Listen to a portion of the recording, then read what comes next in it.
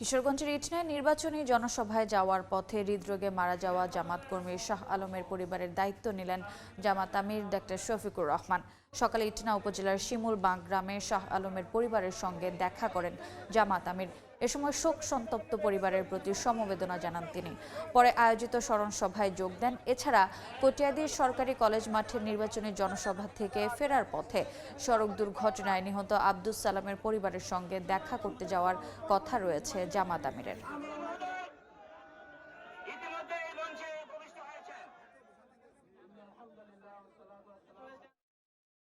তার পরিবার আমাকে কৃতজ্ঞ করেছেন, তাদের সাথে আমি দুটো কথা বলার সুযোগ পেয়েছি।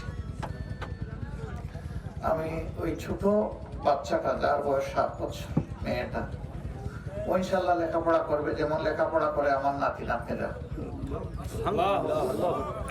ও বড় হবে, ওর বিয়ে হবে, এই সময়টা পর্যন্ত ইনশাল্লাহ আমি পরিবারের সদস্য, যদি আল্লাহ আমাকে আমাকে যদি আল্লাহ নিয়ে যান, তাইলে আমার জায়গায় যিনি এই দায়িত্ব পালন করবেন, তখন তিনি হবেন এই পরিবারের সদস্য।